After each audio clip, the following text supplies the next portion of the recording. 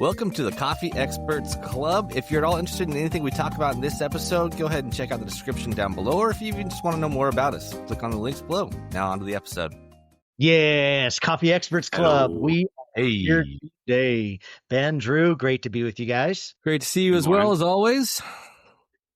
Yes. Drew's, how's the biggest? I mean, I feel like Ben and I just care about Belize, and you're just like, I just want to get back to the Pacific Northwest at some point. So give us an update on Belize. How's Belize feeling this morning? It's rainy and it's cold, which means like 78 degrees, but it's nice. It reminds me of a hot summer rainy morning back home. I was going to say, like, 78 degrees. We're just hitting that here in Southern Oregon. And I'm like, dude, it feels like summer. I love it. I'm wearing sweats outside and my long sleeve shirts. And oh my God, that's hilarious. Oh man, Ben. So when I was just there a couple weeks ago visiting Drew, and I was sitting out back of South and just enjoying it. I love my mornings there, right? Because it kind of overlooks this like undeveloped area, and there's some overhanging trees, and I'm just sipping on my, iced Americano, or I think it was actually a cold brew, and just loving my life, like journaling. Drew runs up in a sweatsuit, like he's been running. Like, what the shit? It's like 80 degrees out here and like 80% humidity. What the heck are you wearing? He goes, it was a little cold this morning when I started. I'm like, that's not true. I started early too. It was never cold. I sweat all the way here walking. So, oh my God, that's amazing. Pacific Northwest boy. It's Belizean cold. That's what it is. And I remember one time we got picked up from the airport by my friend Clive, who's a guy I've known down there for the last 20 years. Such a good dude. Big old tall Belizean dude, like 6'6" or whatever, and like Belizean to his core. And he pulled up and he had a scarf on when he picked us up. And I'm like, what are you doing? And he goes, it's been really cold. I'm not quite there yet.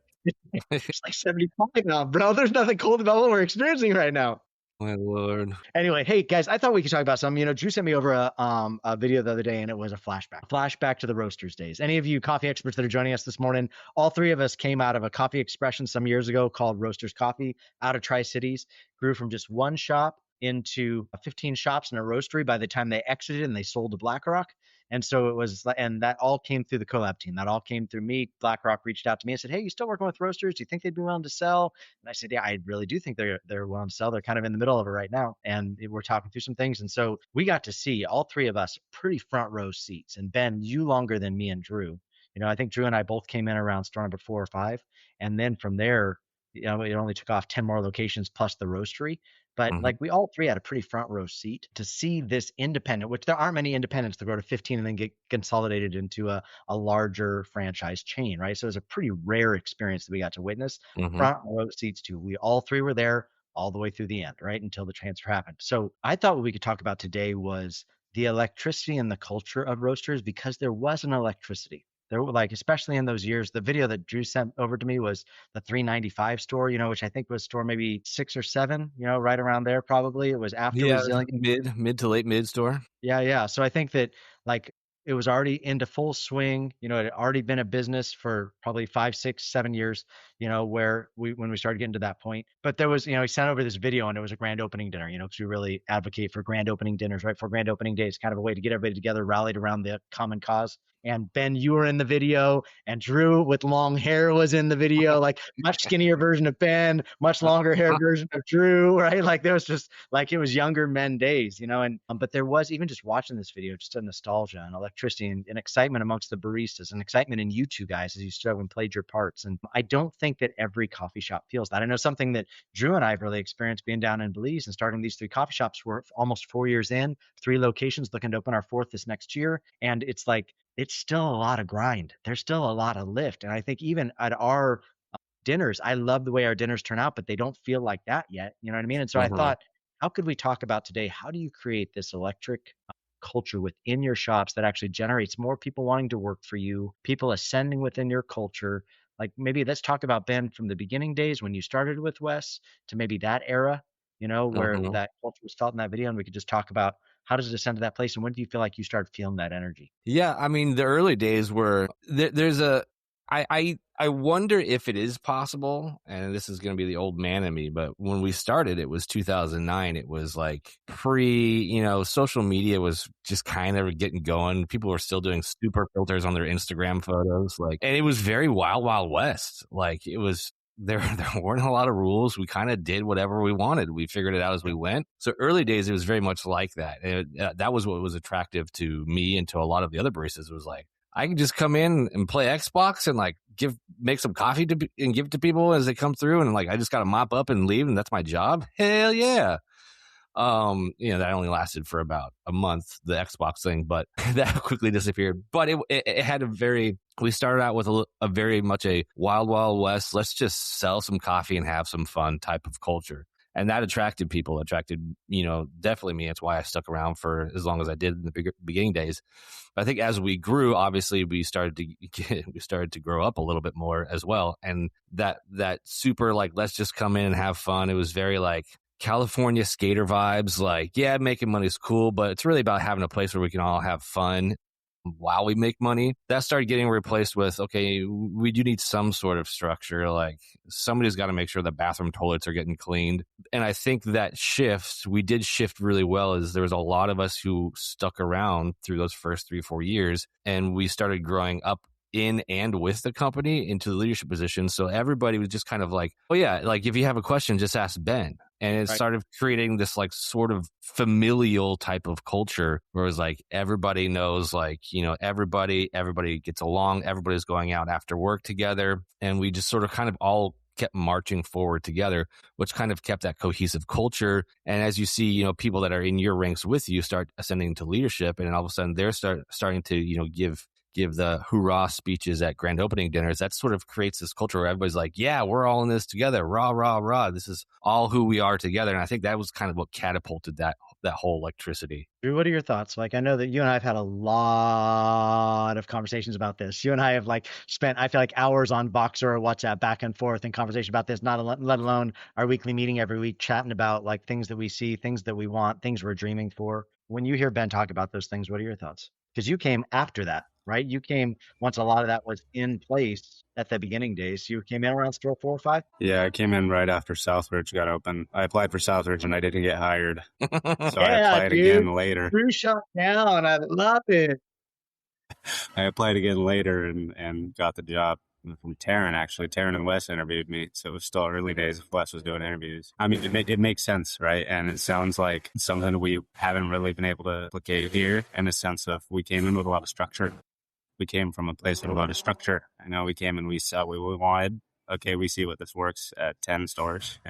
So we brought in, we pared it down, but we did come in with rules and regulations and policies and a separation between, leadership and the baristas. So we did lack some of that going out after work and the continuity of, hobbies and interests and similar things that we were doing. But I do think that we kind of hit the same avenue. As it has been a really fun place, not just for me as the owner to come and, express my creativity, but the people here who are working, every day and getting to know the customers and the community. And we do have a lot of people who have been with us since day one, which is just such a blessing. I think we still have 5 people from day one, and it's been about 4 years. So yeah, 8 or 9. Yeah, I think it's been really almost half.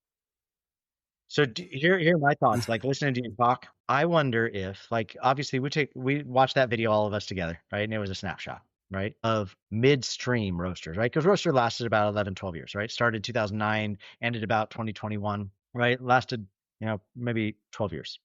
But even at the end there, that wasn't Wes anymore. Like, it was bureaucracy and handoffs and vetting of systems and who's going to buy this thing, and there's a battle for buying it. And like, it got really messy towards the end, right? So let's cut that part out. In all honesty, I think 2020, through the selling of the business, COVID really got messy. The way we handled COVID got really messy. Black Lives Matter got really messy. The way we handled it properly. That wasn't us. The way Wes and Shannon handled it got a little bit messy, right? And so I think that I would say let's cut out 2020. So we're really talking about those years of like maybe 10 years, 2009 to 2019. We're in a real growth phase. In those 10 years, we had opened I guess toward those last couple of years, we had opened a couple stores. So maybe let's say we had opened 10 or 11 shops, maybe 12 by the time we were at that spot.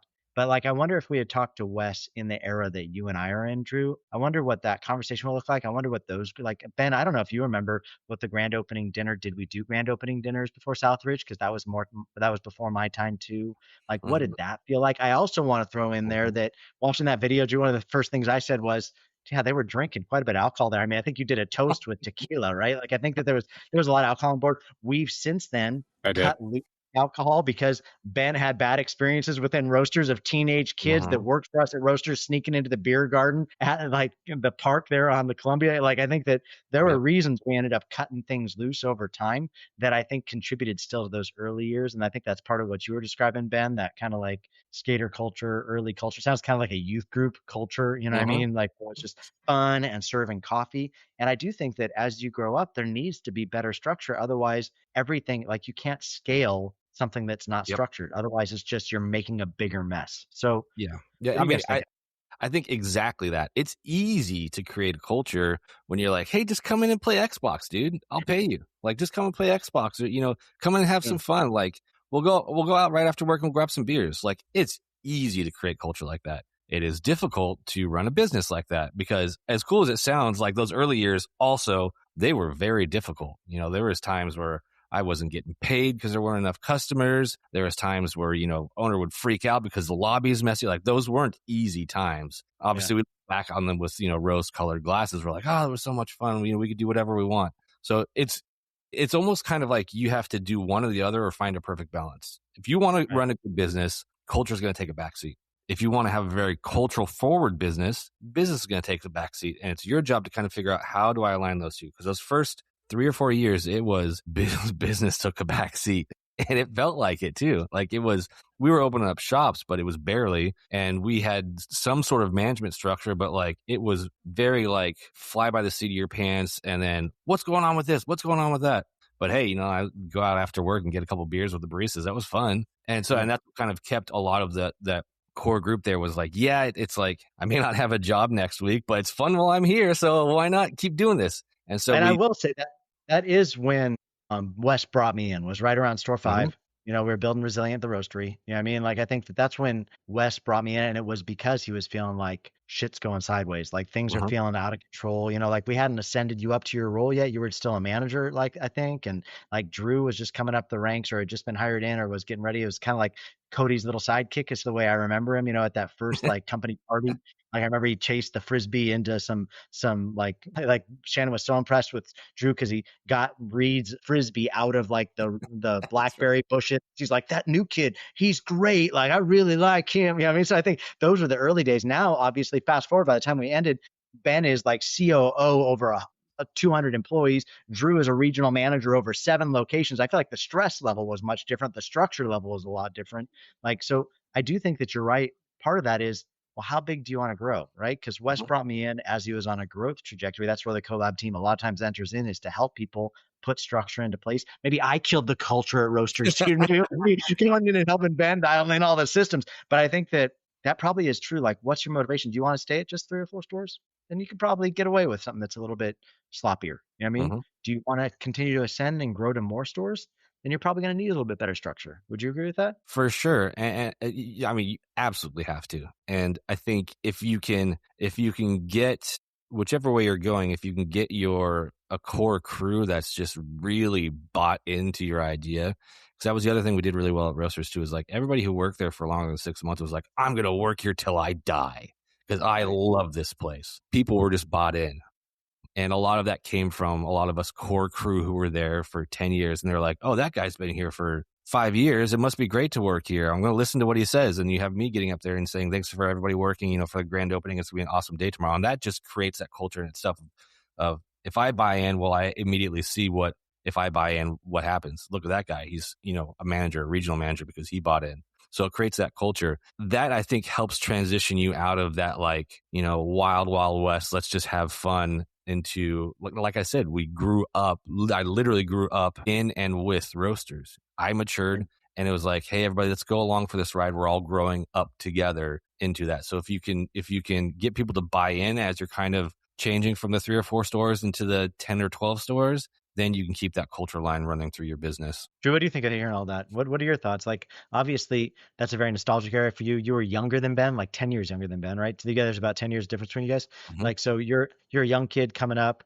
like trying to find your way. I know conversations I had with you before, it was like you had finally found your place, where it was like, no, I can use my gifts here and thrive. We see it in that video where you're like stand up, you've got good words to share, but you can even share just like the pathos. Like you can feel the pathos in your voice as you're talking about it, even in just that video, let alone all the conversations I've had with you after that. What do you think about those things, hearing Ben say that stuff? Yeah, I mean, I think it's true. And I mean, I met roasters at the proper age of it and of me. I don't think I would have liked those early days because I liked the structure that I came into, or at least the opportunity for structure that I came into. And, we went from running with sticky notes pretty quickly. We implemented other things. And so I saw how fast things were changing and I really liked that. Right. So it just met me at the proper time. I think that there's a massive part of what helped keep people around was the humanity aspect of it, right? We all approach each other like people first.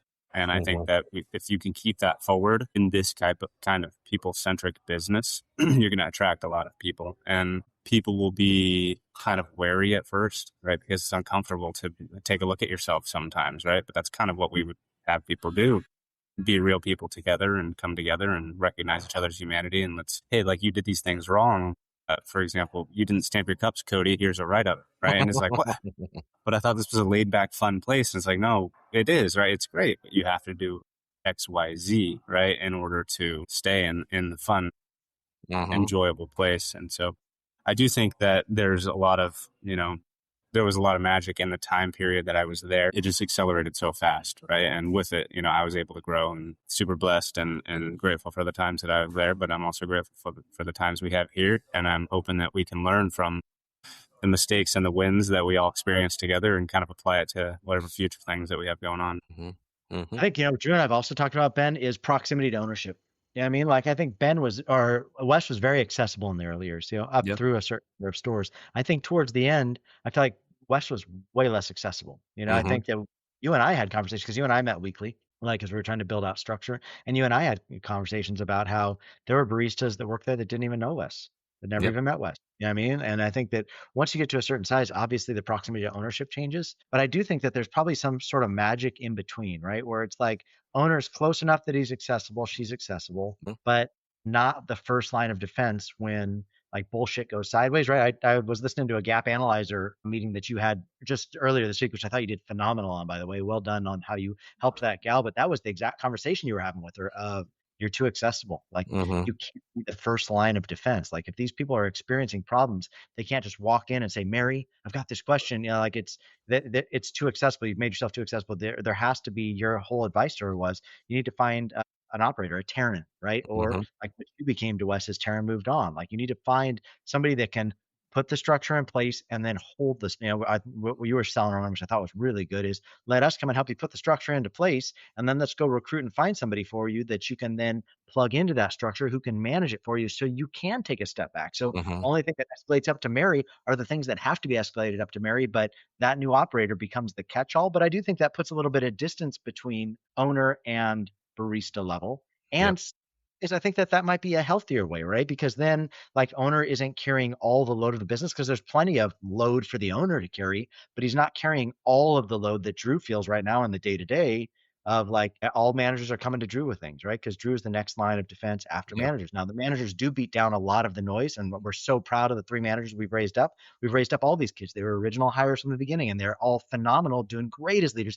Drew said in the past, he thinks even better managers than we had in the roasters days are these 3 kids. But I think that there's not a lot between Drew and these managers. And so Drew gets all of the noise instead of Drew being able to maybe have one layer up and be the owner that's dealing with owner level things and an operator that's dealing with operator things. And I think that's probably going to come probably somewhere around store 4 or 5, where it's too much, for one person like Drew to be boots on the ground, or even me to support Drew from a distance, or David or Faith, who are a leadership team at a distance. Like I think you probably do need another level. Yeah.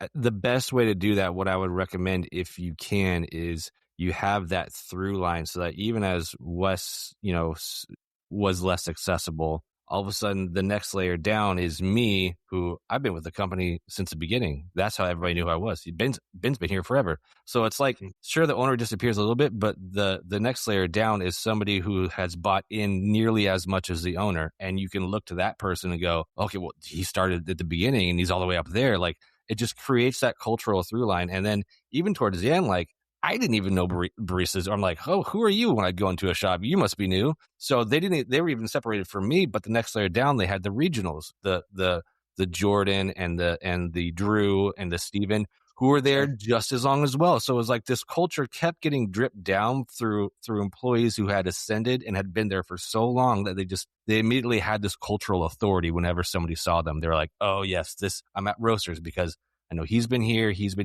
been here for so long, and they love it. It must be a great place. It's good. Drew, any final thoughts as we close up? Just make sure you have fun when you're doing these things, because when you get that structure, sometimes it's easy to lose sight of the fun and too easy to focus on all the stress. Yep. That's why Drew and I make such a good team, because I feel like Drew is the fun guy and I'm the like systems guy, and so I think we balance each other out. Because Drew's like it goes back and forth. Depends on the stress. I guess depends on who's feeling the stress that day. But I think that find people that you can travel. I think maybe that's the take home, right? Find people that you can travel with that you enjoy. And I would say when you do get to that spot where you raise up an operator, make sure you deputize them with the right authority, because middle management sucks. It sucks being middle management where you have to be forward facing. You're facing all the employees and you have no authority really to make any decisions. I think that was something that Wes did really well. And I think it was because Wes didn't want it. Like Wes didn't want the authority.